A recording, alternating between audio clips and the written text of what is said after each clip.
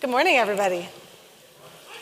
It's so exciting still to come out here and there are like people, especially when I got put up onto the stage before most of you arrived, because this is Vox and that's how we roll. It's so good to see you. So this morning, I want to start by asking, anybody feeling like it's hard to get back into relationships after COVID? Anybody? Anybody feeling this? Like in the first few days and weeks after COVID hit, we were absolutely desperate, weren't we? For all of our social structures and all of our ways of connecting with people. But as time has gone on, we've kind of gotten awfully comfy at home, some of us, and some of us awfully happy just, binge watching Netflix and have more or less convinced ourselves that we're perfectly okay on our own, right? And it's not like it's just a COVID issue, right? Like there are so many things that can make relationships tricky for us to navigate and hard for us to keep showing up for.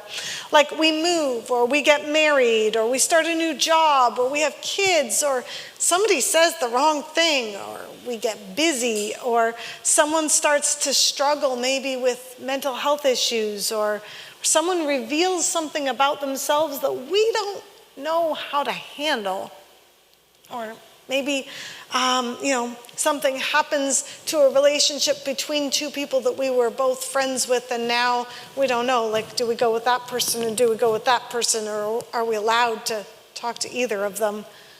It just gets hard, right? Because relationships are hard.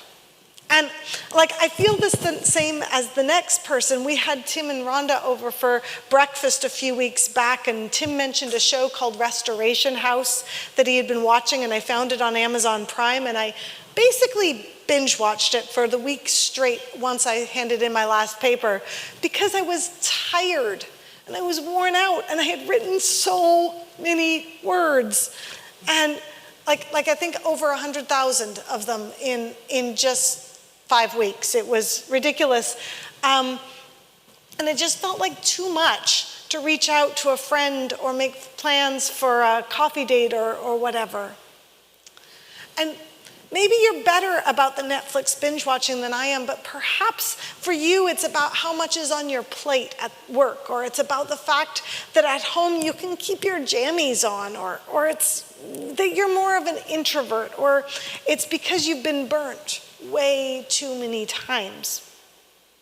All that is fair.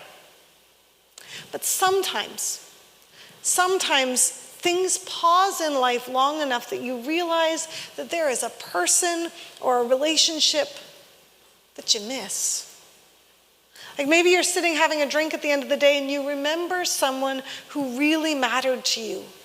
And you look back and you realize that it's not just how many weeks it's been or how many months it's been, but now it's how many years it's been since you've seen them.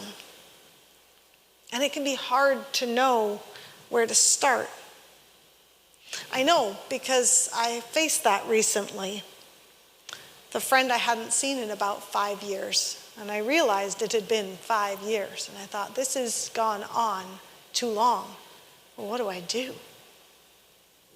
Maybe you still don't know how you'll get over that thing that was there back then.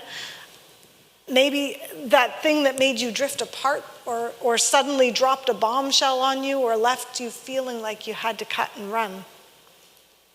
Sometimes we're dealing with those things in our relationships with each other, but it's probably worth mentioning sometimes we're dealing with those in our relationships with God too, right?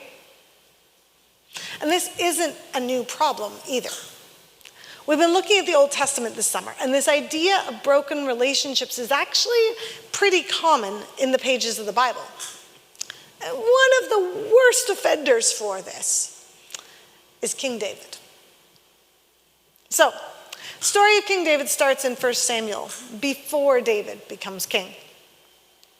We first hear about David when he's still a boy, working as a shepherd for his father. And he has 7 older brothers. And when God sends the prophet Samuel to his father's house to anoint someone with oil to become king, he's so far down the pecking order that no one even bothers to call him out for the meeting. Right? Have you ever noticed that? Like, it's not until Samuel has determined that God doesn't want any of the other brothers to be anointed that they finally even mention David's name. And he gets called, and little David gets anointed by Samuel to be the next king of Israel. And it's this David that kills Goliath with a stone and a slingshot, and this David who goes into battle and elicits songs about how many enemies he has killed. He's the one people talk about being a man after God's own heart. But when it comes to his relationships, I honestly get a little bit confused about this, because David's really not good at relationships. Like, David's the king who stays home from battle, which he was never supposed to do, and instead one day sitting around in the palace bored, sees a lovely lady bathing on a roof and commands her to have sex with him, even though she is the wife of one of his soldiers. And then, when he can't plant the resulting pregnancy on her husband, and trust me, he tries, arranges with one of his commanders to have him murdered during the battle. This King David. In fact, this King David has issues with his brothers, with his wives, with his sons, basically everyone around him. The only person David doesn't seem to have issues with, in fact, is the one who is called his best friend. And that's a bit weird, really, because his best friend was the son of King Saul, the man who was king before David. King Saul was the very first king that the Israelites had ever had. But for various reasons, he didn't seem to quite cut it. And so God sent his prophet Samuel to anoint David, not Saul's son, Jonathan, to be king after Saul. Now, eventually Saul finds out that David's going to be king after him, and that's fine. He's okay with that, right? And at first, he decides that he's so fine with it that he's going to use David to lead his armies into battle, in the hopes that maybe some of them might end up killing him. But that doesn't work. He ends up being lauded by all the people. Everyone's thrilled about David and thinks David's so much better than Saul. So Saul's next tactic is to have him come and eat at his table and play the harp for him. And it's here that David and Jonathan meet. Here that their friendship deepens deeply. And that's all great, except eventually Saul starts throwing spears at David, and David realizes he's going to have to leave. And it's at this moment that David and Jonathan make a covenant to one another. So, to understand that last sentence, it turns out we need to understand what a covenant is. I tried asking a few people this week, and I got some very vague answers about this. So, I have rewritten this section more than any other part of the sermon this week. Let's see whether we can get this idea across. You can tell me afterwards. So the very most basic idea is that a covenant is an agreement. That's the answer you'll get if you look up covenant on Google. It says that a covenant is an agreement. And the idea of an agreement suggests there are two or more people involved in making that covenant, right? To have an agreement, you have to have another person. But it's bigger than that. So the most common party to something that is called a covenant in the Bible is a number of incidents when God is said to have made a covenant with an individual or with a nation or even with the entire planet. And in almost every single one of these cases, the person or people or ecosystem that God is making this covenant with, someone speaks up and says, God, show us that this is actually going to happen. you need to give us a sign. We need some proof here. And so God gives them a sign. And that sign is a way of remembering. And the Bible tells us that when God makes a covenant, God is faithful to it. It's a promise that is trustworthy, a promise we can expect will be fulfilled with loving kindness, no matter what life throws at it. So covenant relationships, they're a really big deal. And even though we're not that great at being faithful or trustworthy or filled with loving kindness, sometimes as humans try to make covenant relationships with each other as well, right? This is what happens when people get married. We've had a bunch of pretty big wedding anniversaries in our church this year. Janelle and Carol Ann celebrated 30 years. I'm pretty sure Nathan and Carrie are celebrating 25 years next month. And a little birdie told me that Neil and Joanne are celebrating a whopping 50 years next month. That's pretty fantastic. We will have to sing happy anniversary to them when the time comes around.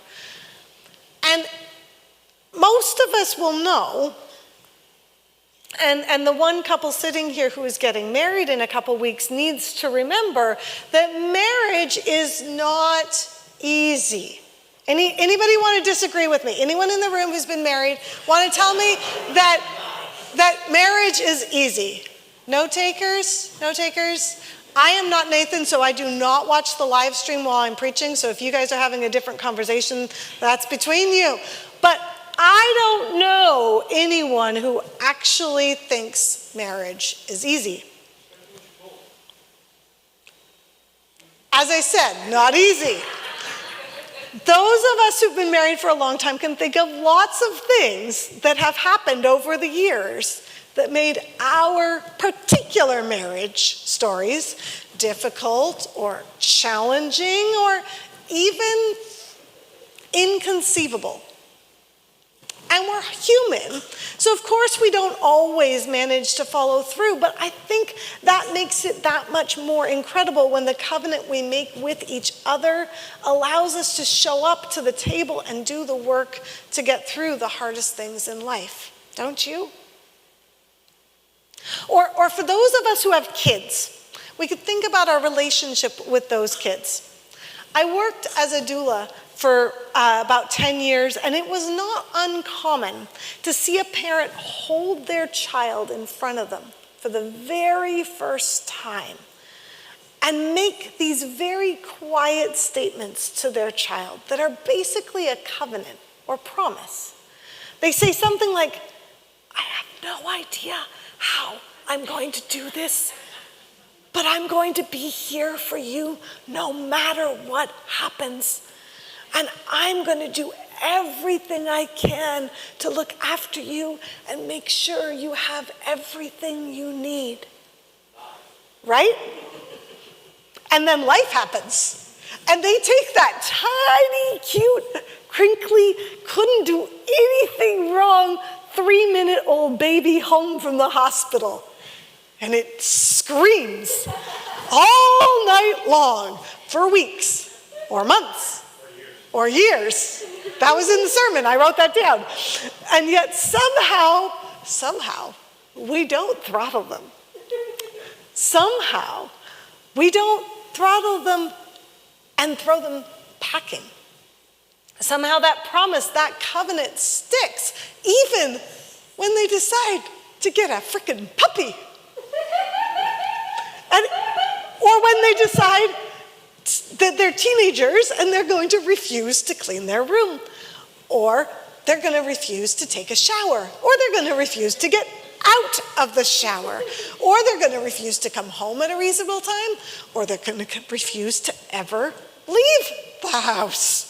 And it doesn't really matter.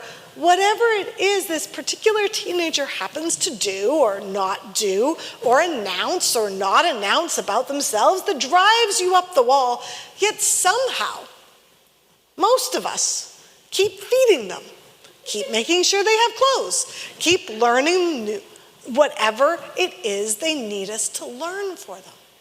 Somehow we keep showing up. Because, why? Because somehow we stick to that covenant we made when they were crinkly and new and we didn't know any better. And all of these are covenant relationships, even though we mostly don't call them that. And when biblical scholars and theologians look at this covenant word, they define it with ideas like kindness and righteousness and constancy, devotion, goodness, and abundance in love. And so this is the kind of promise I'm talking about when I tell you that David and Jonathan made a covenant with each other. And that's going to be important in a little bit. So, there is no mention that David and Jonathan ever saw each other after that day. Something about Jonathan's father having a death wish for David made it difficult for them to get together and have drinks on the town, or hang out with each other, or hang out with each other's families for long lingering meals, or get to bounce each other's kids on their knees. And in the end, Jonathan, two of his brothers, and King Saul all end up dying on the same day as each other in the middle of a battle. And that's recorded at the end of 1 Samuel. But the covenant was made all the same. And the covenant remained despite their separation from one another over the years. But like lots of our covenants, that doesn't mean that this covenant between David and Jonathan was like top of David's mind all the time, right? See, even though David had been anointed to be king after Saul, and even though he was no longer stuck in hiding for fear of his life, David still had a lot going on in the years to come. Like, Jonathan had one more brother who lived for another 7 years and held power over most of Israel while he lived. And that caused some headaches and hassles for David, to be honest.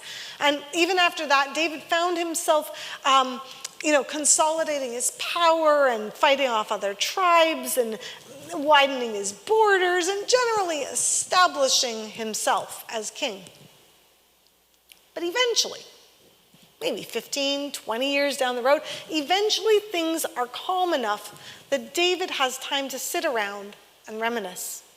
And it's then that we read that he remembers his covenant with Jonathan and with Jonathan's descendants.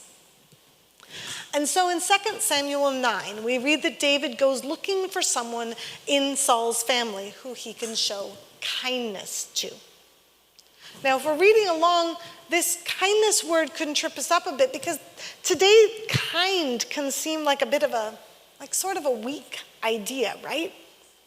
So it's really important for us to notice that the word that is translated kindness is the Hebrew word hesed.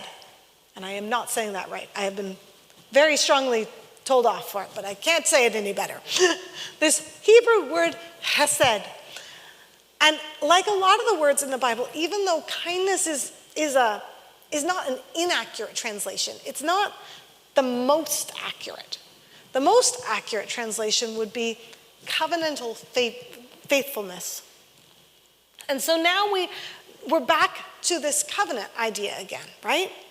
Which means that this kindness that David wants to offer to Mephibosheth is a robust, constant, devoted, steadfast love and faithfulness. That's the idea he has in his head when he calls on his servants to find a descendant of Saul. At least, that's the plan. But there's a couple of problems. Because there's something that David doesn't know yet about Mephibosheth, and there's something we don't know yet either. So you remember how I mentioned at the beginning that David isn't really very good at his relationships?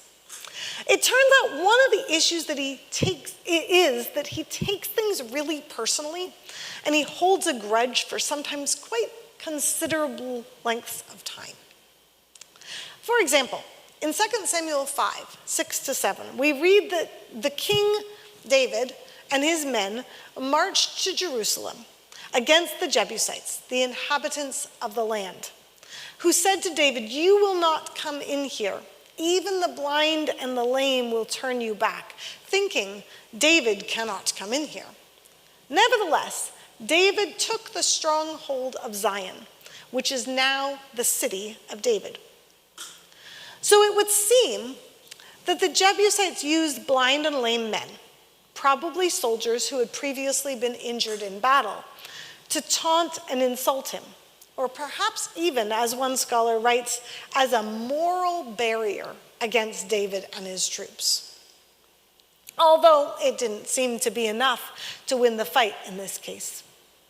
And honestly, you would think that having won against the Jebusites, David would have expended all of his anger and frustration about the subject. But we read in verse 8 that David had said on that day, "Whoever would strike down the Jebusites, let him get up the water shaft to attack the lame and the blind, those whom David hates. Therefore it is said, the blind and the lame shall not come into the house." It's easier for this kind of thing to happen than we might like to believe. Whether it's people with disabilities or those experiencing homelessness or those whose skin or belief systems are different from ours or those whose gender or sexuality is outside of what we thought was right, it's so easy to respond with hatred and with walls and with barriers, with avoidance and policies that would keep people out and protect us from what is uncomfortable in front of us. And that's what happens with David. It turns out that this declaration by David significantly extends the legal and religious restrictions for the Israelites around those with disabilities. See, back in the book of Leviticus, when God was telling the people what they could and couldn't do, he said that if you were part of the Levite tribe, that was supposed to provide the priests to the temple, and if you had certain disabilities, then you weren't allowed to serve as a priest in certain ways. But that was it. That was the only restriction. You were still allowed to eat the sacrifices that were set aside for the Levites, to participate in the table fellowship of the priests, and that required that they be able to go into the what was then the tabernacle, what would later be called the temple, because you had to eat those sacrifices in the tabernacle. So they were allowed in. But it turns out David's words extend these restrictions to the point where those with disabilities can't even enter God's house, much less offer the sacrifices needed to find forgiveness for their sins. God didn't set up that rule. That's not what he said. That's not what God was after. But it's what happened. And it's what happened because of David's fear and David's discomfort and David's anger about his experience with those with disabilities. David makes a statement that makes it imminently harder for people with disabilities to connect with God. A statement that would make it harder for them for years, for centuries to come. This is what our fear of others does. And it can be one of the biggest barriers to relationship that can possibly go up between us. And this seemingly disconnected story that takes place 4 chapters before our story is going to fit into what I'm talking about this morning, I promise. Because David asks his advisors if there's anyone in Saul's family who he could show covenantal kindness to. And his advisors talk amongst themselves, and someone remembers that one of Saul's servants, a man named Ziba, is still alive. So they call Ziba before David. David asks Ziba the same question, and Ziba tells David about this guy named Mephibosheth. And if you're reading through the book of 2 Samuel and you got to this current story, you might remember, tucked away in 2 Samuel 4, there was one single verse, and it said this: Saul's son Jonathan had a son who was crippled in his feet. He was 5 years old when the news about Saul and Jonathan came from Jezreel. His nurse picked him up and fled, and in her haste to flee, it happened that he fell and became lame. His name was Mephibosheth. Now, it's been maybe as many as 15 to 20 years since this fall happened. We don't know if Mephibosheth broke his legs and they just didn't set right, whether he shattered his pelvis and it never healed properly. We don't even know if he had a brain injury because of it. We do know that he becomes lame, which is loosely defined as being unable or imperfectly able to walk. That's all we got. He's lame, I'm lame, there you go. He's lame. And we know that he goes with his nurse to a place called Lodabar, which is a place of hiding. And we know that by the time of our story today, enough time has passed that Mephibosheth now himself has a wife and a son. And I think it's interesting that by the time Ziba comes to answer David's question about whether there are any descendants of Saul left, he seems to know about David's declaration that there should be no blind or lame in the house, because Ziba makes it clear in his answer that Mephibosheth is lame in both feet. Maybe it's to protect himself. He does seem to be a bit of a self-protective guy, this Ziba, we find out later on. Or maybe it's to protect Mephibosheth. Less sure of that. I'm not sure. But Ziba wants to make it clear that Mephibosheth is one of those others that David has said so succinctly that he hates. So what happens next?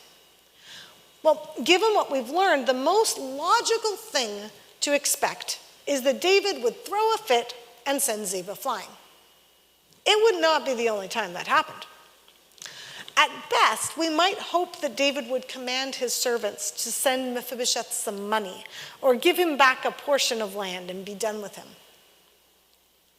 But the covenantal relationship we were talking about earlier can be a powerful relationship. In this case, the covenant promised to his friend Jonathan is enough to overcome David's fear of at least this one particular lame individual.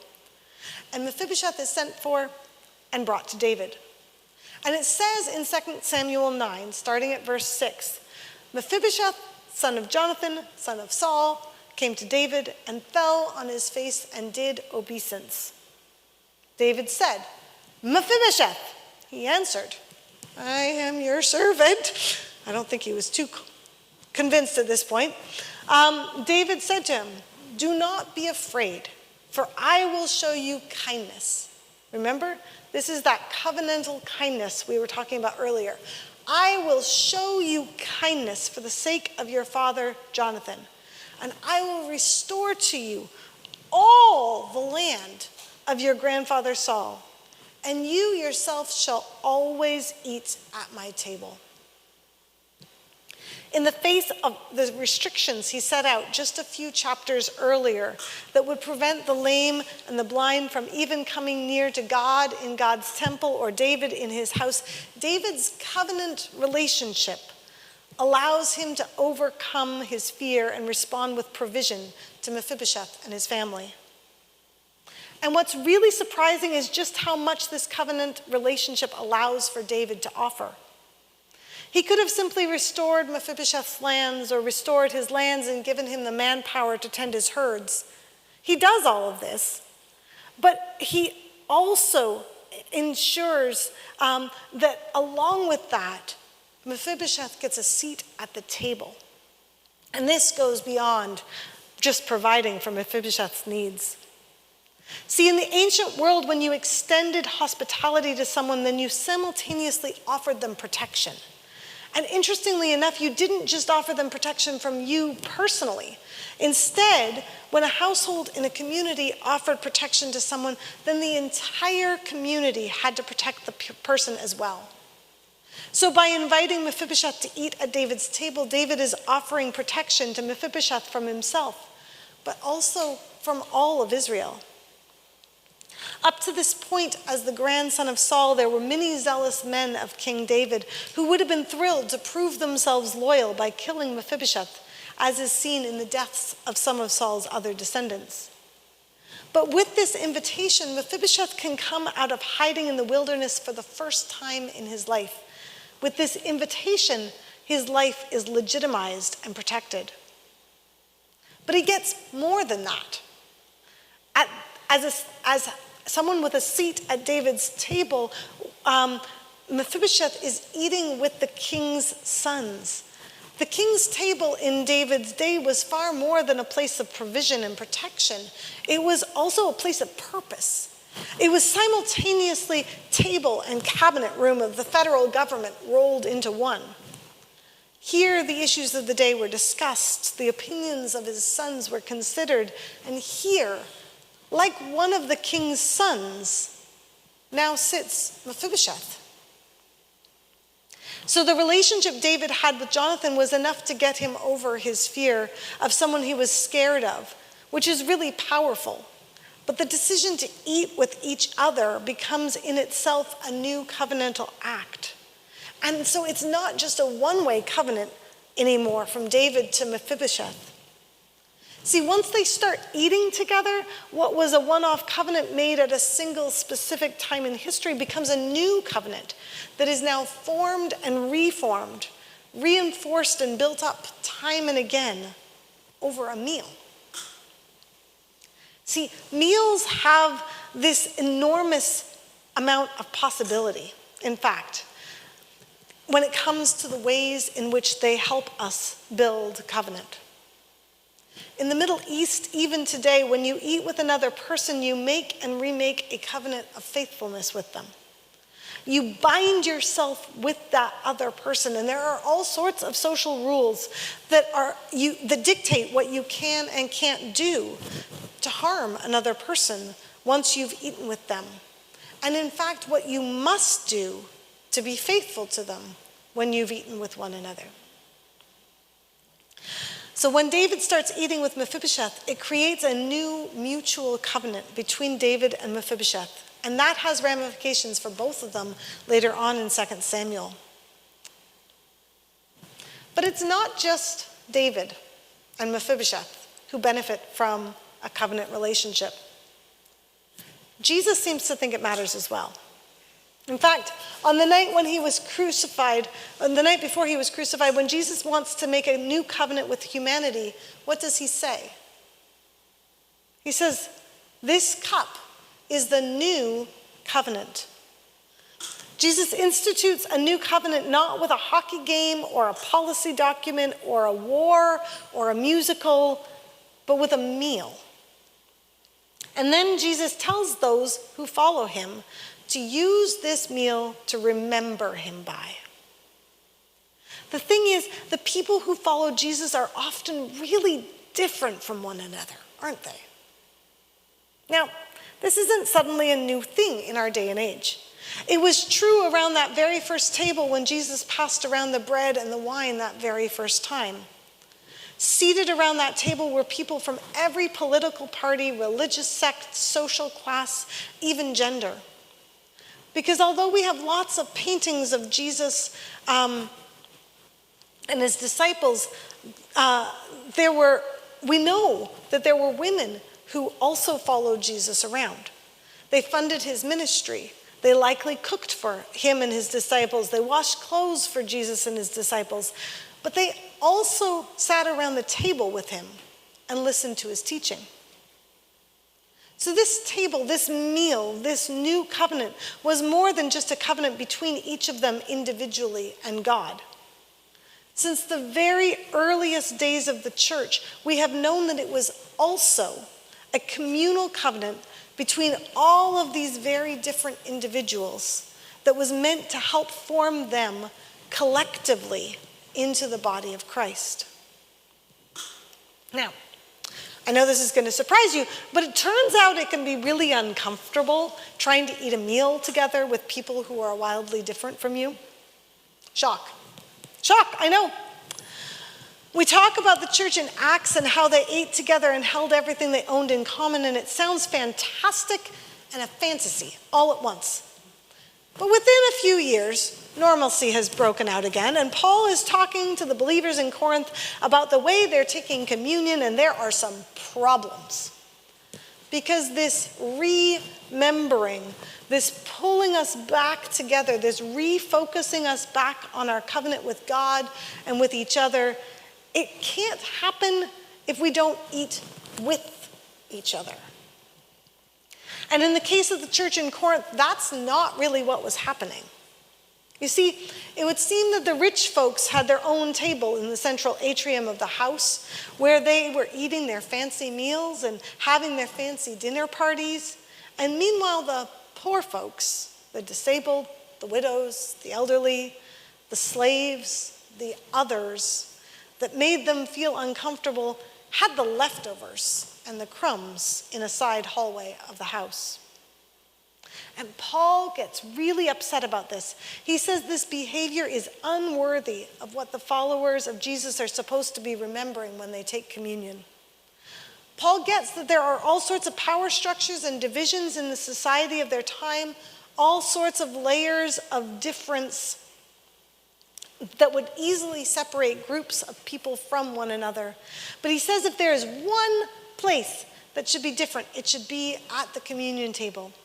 Because the communion table is the place for our covenantal relationships with God and each other to be remembered and made new. So we've been thinking about covenants this morning. And as we get ready to take communion today, I would invite you to remember that this new covenant that we remember with communion is God's steadfast covenant and commitment to you. That when Jesus invited us to come together and take communion, it was to remember the creation of the new covenant between God and humanity. And that this covenant that Jesus' death and resurrection offers us crosses whatever divisions and differences you think exist between you and God. That absolutely no matter what you've done or who you are, this covenant is an invitation from Jesus. And it's sitting there waiting for you. This is the point of why we do what we do here at Vox. Because we know that this new covenant changes everything between us and God. And we want to see this covenant transform us more and more into the people Jesus would be if Jesus were us. But it doesn't just change everything between us and God. This new covenant is not just about a personal relationship with Jesus. It also changes everything between us and each other. So I invite you to look around. It's been a really long time since we've eaten this meal with each other. The process of eating together, whether it's communion or our rule of three, whether it's David and Mephibosheth or us today, it's all about renewing this covenant of faithfulness with one another.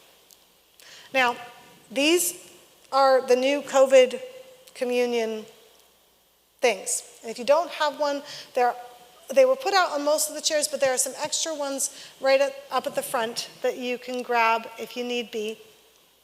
And they're a little bit complicated. You take the top set off, and that gets you the bread. This is the bread. And then you take the bottom sticker off, and that gets you the wine. We're going to pretend this is the wine. And as Carol Ann pointed out, these little communion shooters are more of a metaphor of a meal than a meal itself. And I think she has a point.